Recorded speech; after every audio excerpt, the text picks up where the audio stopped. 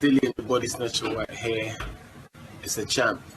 Big up to Sporting Icon. Subscribe. Otherwise, I might pay you guys a visit.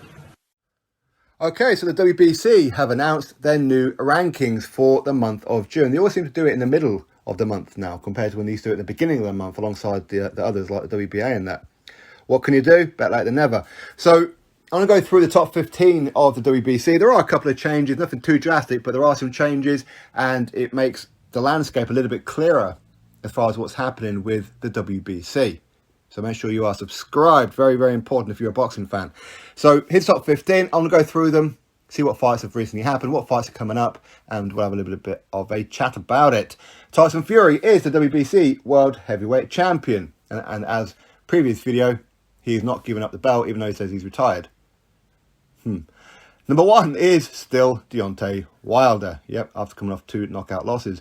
Number 2 is Joyce. Number 3 is Joseph Parker. Number 4, Frank Sanchez. Number 5, Andy Ruiz Jr. Number 6, Arsenbek Makhmadov.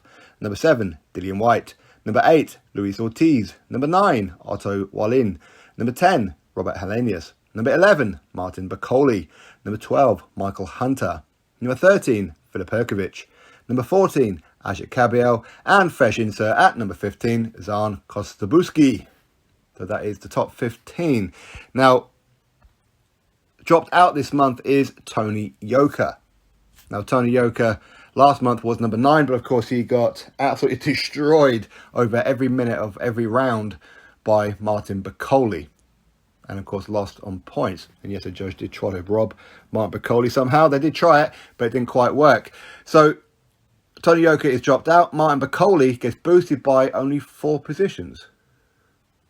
Which is kind of weird considering that Tony Yoka was number 9 and Martin Bakole only gets boosted up to number 11. I'm not too sure how that works, but what can you do? Either way, I think Martin Bakole is still the WBC. He's the international champion, I believe, isn't he?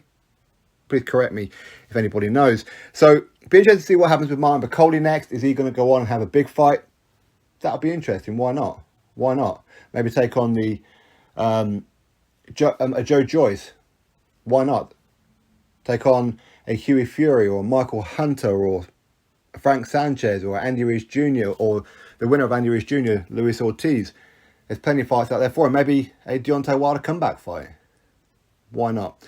Now, other changes are on Kostabuski. He's the number 15, so he's fresh insert. He's actually a Frank Warren fighter, even though he's never appeared on a Frank Warren show. Undefeated, 17-0, but Frank Warren hasn't used him yet. Now, if what I'm hearing is correct about Joyce on July the 2nd at the Wembley Arena, currently it's not official, Joyce has no opponent, but I'm hearing it could be a Christian Hammer. But why not have Joyce versus Kostabuski? Why not? They're both in the top 15 of the WBC. That would make sense, and it's an in-house fight. Hopefully, Frank Warren thinks about that. But will he? I don't know. We'll have to wait and see, I suppose, until it's official who it is Joyce is fighting. Or there could be something else in the works. We'll have to wait and see. But no real changes compared to last month. Robert Helenius, he's moved up 1 position. But again, that's only because Tony Yoka dropped out. That's the only reason why he's been moved up that 1 position. But Deontay Wilder, still number 1. Now, I'm not saying he shouldn't be in the top 15. I'm not saying he shouldn't be ranked quite high, because obviously he was reigning champion for quite some time. Yes, he was fighting absolute bull bags until he came up against Tyson Fury.